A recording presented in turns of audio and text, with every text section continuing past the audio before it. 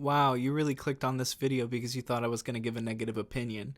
That says a lot about you. I think you should start watching more positive videos. Ari Aster is one of my favorite directors working today because I love stylized and he's been called the Wes Anderson of horror, so sign me the up. His debut film Hereditary, sure, there's some camera issues, there's some obvious ADR, plot holes, the CGI flies are distracting, but it is one of my favorite films of all time. The first time I watched it, I wasn't even scared, I was just astonished. I've never seen a film that was as dark and unexpected as this one. It was like he plucked the idea straight out of the darkest parts of my brain. The characters are so isolated and helpless, but in a way that felt so real. The house set that gives off this dollhouse aesthetic, it's almost like the characters are always being watched. There's subtle details that are never explained. Not to mention Toni Collette and Alex Wolff's career-defining performances. I didn't know a film like this could exist, and so when I saw it for the first time, I was surprised at how well I was able to sleep that night. I actually think I slept better than usual because this film was so dark, but yet that was so satisfying to me, and I regret not seeing it in a theater. Midsummer, I know it's pronounced Midsommar, but it doesn't roll off the tongue as nice for me. There's things I like about it. I like the film. The improvement from Hereditary is incredibly noticeable in terms of its technicality. It's heavily stylized. The huge open field with all these blinding colors is an interesting contrast to the bleak plot of the film. I've also realized it has a lot of iconography. A good chunk of the shots in here are pretty recognizable, like the Florence Pugh cry walk. Like, come on. And above all, Ari Aster's fingerprints are all over this. If a film has a feel where it feels like the director is attached to the project, then that's legendary status. But it's not great. I think the biggest issue with Midsommar is its runtime. Although when I watched it again recently, it didn't feel as long as my first time viewing it in a theater, so that's good. That raised my concern, however, for BEAU because it's a half hour longer, coming in at a whopping 3 hours. What's the pacing going to be like this time? Is it worth making the commitment? Short answer, no, but if you enjoy the art of filmmaking, yes. I'm going to break this movie down, but before I do, I'm going to give it a rating. I'm going to give BEAU is Afraid a 7.5. And I'm going to explain my reasoning here, but if you haven't seen the movie yet and you want to see it, stop watching here. Spoilers. Spoiler territory. Joaquin Phoenix plays a man-child who is very introverted and lives in a world where everyone is basically an awful human being. His emotionally manipulative and abusive mother basically had and continues to have a hold on him for his entire life. Even when she's not in the movie, she's almost always in the movie. MW, the corporation featured in the marketing of the film, it's also listed as a production company, and it's on the food and the microwave and the therapist. I love the fact that MW is BEAU's mother's initials. She has a presence over his entire life and everything to do with him, even when she's not physically there. Details like that are so cool to me, even if it's not subtle whatsoever. It's all very interesting. Could you stretch that out for 3 hours?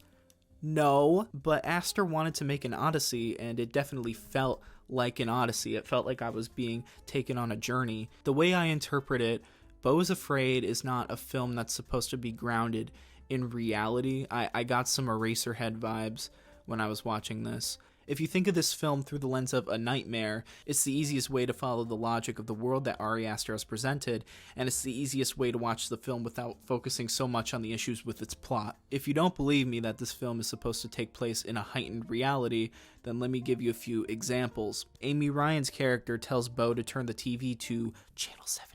BEAU is able to fast forward through time itself and see legitimate future events in the film, not to mention the giant penis monster, or the 20-minute animated play sequence, or the ending sequence with the giant crowd of people judging BEAU's actions throughout his entire life. Literally anything that happens in the film cannot be explained without nightmare logic because the plot would just come crumbling down. I agree with what a lot of the other critics are saying. I don't believe you're supposed to overanalyze the film and you're supposed to be taking it at face value. Everything in this world is weird and random and people are aggressive, and that's just how the film wants to be presented because it's all through BEAU's perspective. It makes sense for a film like this to follow nightmare logic because BEAU is imagining the worst case scenario for every single thing that's happening in his life. It's like the film was written in a reality where all of the worst possibilities could come true. The story, however, is pretty straightforward and simplistic despite the amount of content packed inside, which can make it a tad underwhelming at points. The pacing can be really slow sometimes. It almost makes it feel like they're trying to extend it out to 3 hours. So the story of BEAU is not its strength, but the filmmaking comes in at full throttle and keeps my attention throughout the runtime. Compared to Midsummer, that film also had a simplistic story, but even if in my opinion Midsummer's story was better, Aster's use of various filmmaking techniques such as the camera work, the impressive audio,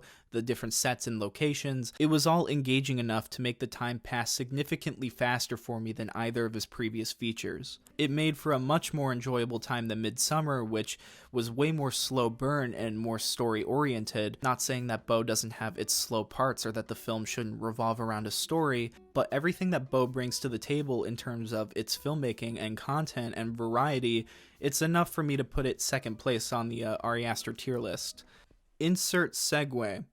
The performances are okay. Don't get me wrong, Joaquin Phoenix and the rest of the cast give it their all, or give as much as they can, but the screenplay really held these performances back. Because of the fact that BEAU is Afraid feels like a nightmare, a lot of these performances have a lack of humanity. There's a lot of over-exaggeration. For example, Kylie Rogers, whose character starts off as a misunderstood teenager, but ends up turning into a total psychopath. The film makes it easy for the audience to dissociate, and as a result, I can understand the lack of humanity in the performances, resulting in a harder time for the audience to connect to the characters. BEAU, as a character, is only as interesting as he's written to be, and he's not that interesting, to be quite honest with you. But I don't think I can necessarily blame Aster for this, because there's only so much you can do with a character like BEAU. He's a man-child, he's soft-spoken, he's easily persuaded, and he's afraid of everything in the world around him. Aster kind of cornered himself with the character he's written because the main character in the film is the least interesting part, and as a result it restricts Joaquin Phoenix's performance and makes it not as good as it could have been. A little bit of a hot take, but I believe if Billy Mayo, the original actor from the 2011 BEAU short film, was still alive today, I sincerely feel he would have brought the humanity that Joaquin Phoenix's performance was lacking. There were many moments throughout the film where I felt if Billy Mayo had portrayed the BEAU character like he did in the short film, I feel like he would have pulled the scene off flawlessly, and it's so tragic that he wasn't able to take part in the project that we see today. Bill Hader, of all people, had a cameo, but I don't even know if I could call it a cameo, because he was in the film for a good 5 minutes, so that's cool. Watch Barry, by the way. Parker Posey's character had a purpose to the story, but she probably had as much screen time as Bill Hader did. Although she did have a lot of screen time, if you know what I'm saying. I guess I just expected more. It's an issue with honestly all of the secondary characters. Joaquin Phoenix, of course, sticks with you from beginning to end, but I can't say the same about literally any other character in the film. It's most likely intentional because of the fact that it's an odyssey, but it's still very jarring to witness. And again, almost all of the characters act like caricatures, so it's hard for me to tell you who had the best performance out of anybody. I guess I'm gonna have to give it to Phoenix. Anyways, I actually ended up liking BEAU is Afraid. When I saw the trailer, I was a little bit skeptical because the film looked a lot more whimsical than Hereditary or Midsummer. The trailer was playing fucking Supertramp, but I can tell you firsthand that the trailer was misleading in terms of the film's tone. This 100% feels like an Ari Aster movie because it's bleak and, and depressing. It has funny moments, which didn't surprise me. Aster seems like he's been building up to doing comedy even in his early stuff, and the horror of BEAU really depends on the type of person watching, because the horror centers around phobias, and phobias are subjective. Not everyone's going to be scared of the same thing. And it looks like Ari Aster might have killed his own career, with word that BEAU is Afraid is unwatchable, spreading like wildfire. A 3-hour, $35 million Ari Aster movie? Somebody drank their own Kool-Aid, just like Damien Chazelle. Do we have another Babylon? I think we have another Babylon. So why are people so upset about this movie? Well, I can tell you that It doesn't like its audience very much. It hates its fucking audience, and that can easily divide people because, like I said before with the characters, it's very hard to connect with anything going on. And the moment you do find yourself connecting with the simple yet scattered story, Ari Aster pulls the rug from under you and crushes any hope that you had left. The ending was literally Beau dies and then the credits roll. It's so dumb and sad. It baffled me. It fucking broke me. But I was literally like, there's no way they're gonna fucking end it here. And then they did. I could see people totally hating this film for its ending. It's completely unsatisfying, but it's bold. It's different. And I think that is what made the film satisfying. And that's basically how I would summarize BEAU is Afraid. It's long. It has moments where it's slow and boring. I would say it has way too much content with such little story. And I've even seen people say that this is a career killer for Ari Aster. But it has moments where it's fucking bonkers. It has moments where the vision is clear and the film is trying something different. And that is cool. I want to take a look at some guy on Twitter. Not doing this to call him out. I'm just doing this to illustrate a point. He clearly really enjoyed Hereditary and had high expectations for BEAU is Afraid until he saw the movie, and then reality set in. A soul-killing abomination, BEAU is Afraid will have you questioning your will to live. He's really upset that the film took $35 million to make. He hates the idea that the studio had no control, even if there are way shittier movies with way bigger budgets than this, but whatever.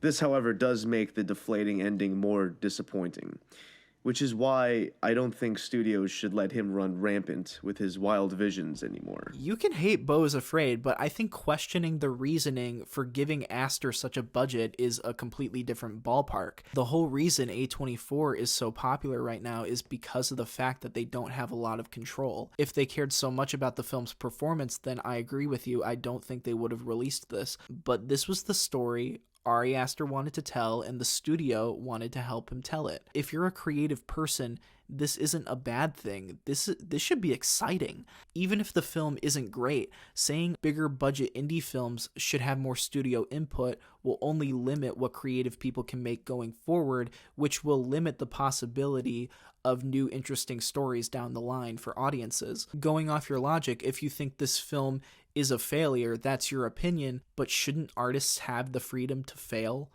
At the end of the day, the pros and cons were already considered, the money is already spent, and someone trusted Ari Aster's idea enough to give him the budget for this film, and that's that. Not everyone is going to agree with how unsatisfying and terrible this movie is.